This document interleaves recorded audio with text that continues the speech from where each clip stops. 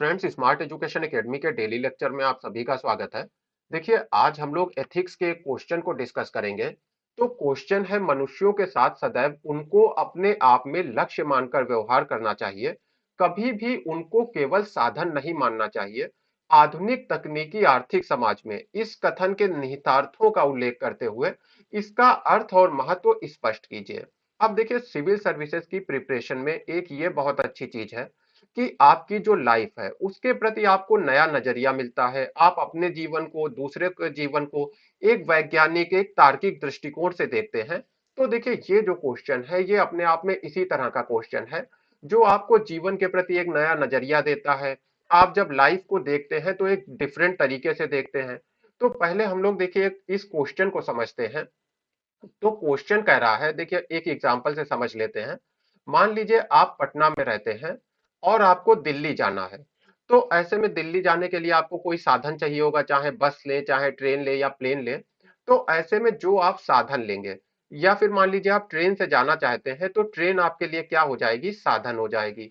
लेकिन आपका लक्ष्य क्या है? देखिए, आपका ट्रेन लक्ष्य नहीं है, ट्रेन तो लक्ष्य तक पहुंचने का साधन है। लक्ष्य है आपका दिल्ली। तो यहाँ पर क्वेश्चन में क्या कहा जा रहा है कि देखिए, मनुष्य अपने आप में लक्ष्य है। मनुष्य को आप लक्ष्य मानिए, लक्ष्य को पूरा करने का साधन मत मानिए। जैसे ट्रेन क्या है हमारे एग्जाम्पल में, साधन है। तो मनुष्य की तुलना आप इस ट्रेन से मत करिए जो कहीं पहुंचने का साधन है, बल्कि मनुष्य को आप लक्ष्य मानिए। मनुष्य ही अपने आप में लक्ष्य है। तो ये जो सेंटेंस है, इसका अर्थ क्या है ये हमें स्पष्ट करना है। इसका महत्व क्या है ये स्पष्ट करना है, और इसका अर्थ और महत्व हमें कहां पर स्पष्ट करना है? आधुनिक तकनीकी आर्थिक समाज में, यानी कि जो वर्तमान का तकनीकी आर्थिक समाज है उसमें हमें इस कथन को ला करके रखना होगा और एनालाइज करना होगा कि वर्तमान समय में क्या ऐसा तो नहीं है कि मनुष्य को लक्ष्य की जगह साधन मान लिया गया हो। अब देखिए, इसके हम लोग कुछ एग्जाम्पल देखते हैं कि वर्तमान समय में क्या हो रहा है। अच्छा देखिए, जो हम लोगों की सफलता की परिभाषा है, जैसे कि आप कब सक्सेसफुल हो जाते हैं, ये कहाँ से तय होती है? अब जाहिर सी बात है, असल में देखा जाए तो सफलता की कोई परिभाषा नहीं है। इस परिभाषा को सोसाइटी के द्वारा तय किया जाता है। और सोसाइटी ये सफलता की परिभाषा क्यों तय करती है? जिससे कि जो सोसाइटी के कुछ गोल्स हैं उसको पाया जा सके। जैसे कि सफलता की परिभाषा में हो सकता है कि आपकी जो इकोनॉमिक स्थिति है उसको ले लिया जाए। तो ये जो इकोनॉमिक स्थिति आपकी अच्छी होगी तो जाहिर सी बात है, इससे जो देश है, जो पूरा का पूरा सोसाइटी है, उसको भी लाभ होगा। तो आपकी इकोनॉमिक स्थिति को सफलता का पैमाना बना दिया गया। आप किस पद पर हैं, ये आपकी सफलता का पैमाना होता है। तो एक तरह से सोसाइटी आपको क्या करती है, सफलता के माध्यम से, या एक सफलता को कह लीजिए एप्रिसिएट किया जाता है। जो व्यक्ति सफल होता है उसको एप्रिसिएशन मिलता है, प्रशंसा मिलती है। तो एक तरह से पूरा का पूरा जो समाज है वो कुछ निर्धारित गोल्स की तरफ चलता है, कुछ लक्ष्यों की तरफ चलता है सोसाइटी की वजह से। और सोसाइटी ये जो लक्ष्य तय करती है, किस आधार पे तय करती है? जिन चीजों से सोसाइटी को लाभ होगा। अब देखिए, इसमें कुछ गलत नहीं है। समाज में एक ऑर्डर बनाने के लिए, समाज की तरक्की के लिए ये चीजें जरूरी हैं। लेकिन देखिए, होता क्या है कि मनुष्य को इन लक्ष्यों के लिए केवल साधन मान लिया जाता है। यानी कि जो ये सोसाइटी के लक्ष्य हैं, जो देश के लिए आवश्यक लक्ष्य हैं, उसके लिए मनुष्य को केवल साधन मान लिया जाता है। जबकि यहाँ पर सेंटेंस में क्या कहा जा रहा है कि मनुष्य को आप साधन मत मानिए। मनुष्य का जो जीवन है वो अपने आप में ही लक्ष्य है। अब देखिए, जब मनुष्य को आप साधन मान लेते हैं तो इससे क्या होता है, सोसाइटी में डिप्रेशन जैसी स्थितियां आती हैं। देखिए, डिप्रेशन क्यों आ रहा है?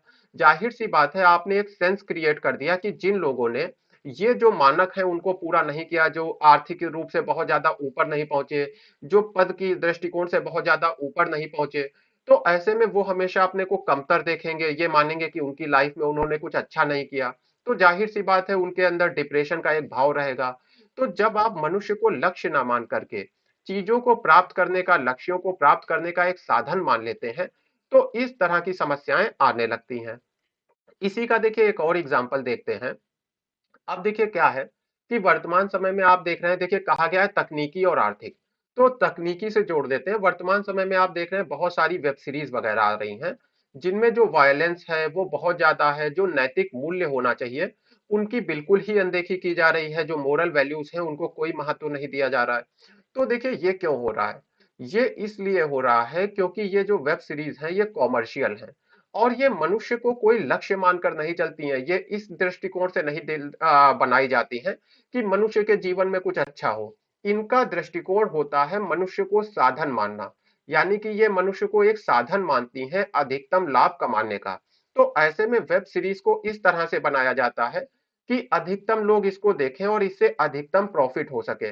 इस चीज का ध्यान नहीं रखा जाता है कि क्योंकि मनुष्य अपने आप में लक्ष्य है, तो फिर अगर देखिए मनुष्य अपने आप में लक्ष्य है तो जाहिर सी बात है फिर हम इन चीजों का इस्तेमाल नहीं करेंगे या फिर इन चीजों को इस तरह से वायलेंस है, मोरल वैल्यूज है, इनको इस तरह से इस्तेमाल नहीं करेंगे कि मनुष्य का नुकसान हो। लेकिन जब आप मनुष्य को साधन के रूप में देखेंगे तो आपको नुकसान या फायदे से कोई फर्क नहीं पड़ेगा, क्योंकि मनुष्य आपके लिए एक साधन रह गया है लाभ कमाने का।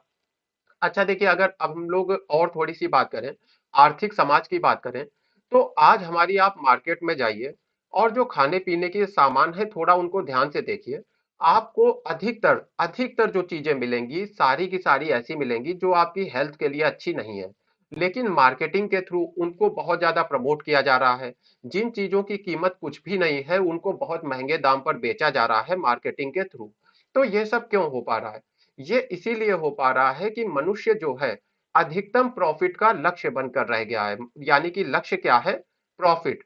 और मनुष्य क्या है? साधन है। अधिकतम प्रॉफिट कमाने का साधन कौन बन गया है? मनुष्य बन गया है। तो इसकी वजह से क्या हो रहा है? ऐसे प्रोडक्ट जो मार्केट में होना भी नहीं चाहिए, वो बहुत तेजी से बिक रहे हैं।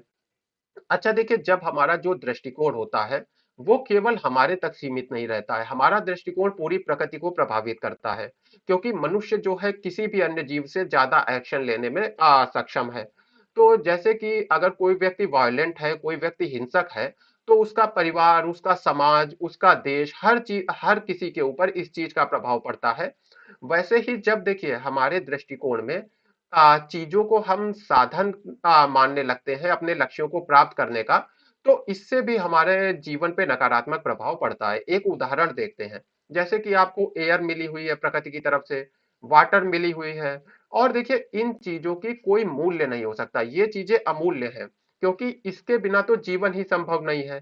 तो फिर इनका आप क्या मूल्य लगा सकते हैं? लेकिन देखिए हो क्या रहा है, क्योंकि जो एयर है, जो वाटर है, इसको हम ज़्यादा महत्व नहीं दे रहे हैं, इनको हम मान रहे हैं साधन। और इन साधनों का इस्तेमाल करके हमें क्या करना है? ज़्यादा आर्थिक लाभ कमाने हैं। तो ऐसे में आर्थिक लाभों के लिए या फिर जीवन को कहीं पर आसान बनाने के लिए हम लोग क्या कर रहे हैं? इन साधनों का दुरुपयोग कर रहे हैं। और इन साधनों का दुरुपयोग करने से क्या हो रहा है? इनमें कमी हो रही है, पॉल्यूशन हो रहा है। और ये सब क्यों हो रहा है? देखिए, जैसा हमारा खुद के प्रति दृष्टिकोण है वैसा ही हमारा प्रकृति के प्रति दृष्टिकोण है। जब हम मनुष्य को साधन मानते हैं लाभ कमाने का, तो हम प्रकृति को भी फिर साधन ही मानने लगते हैं लाभ कमाने का। तो इसकी वजह से क्या हो रहा है कि पूरी की पूरी जो प्रकृति है उसको हम प्रदूषित कर रहे हैं, उसको हम नष्ट कर रहे हैं। तो देखिए यहाँ पर मैंने आपको कई सारे एग्जाम्पल बताए हैं, और इसके बहुत सारे एग्जाम्पल आप खुद से सोच सकते हैं, जितने चाहें आप इसके एग्जाम्पल सोच सकते हैं। तो इसका अर्थ आपके माइंड में क्लियर हो गया होगा।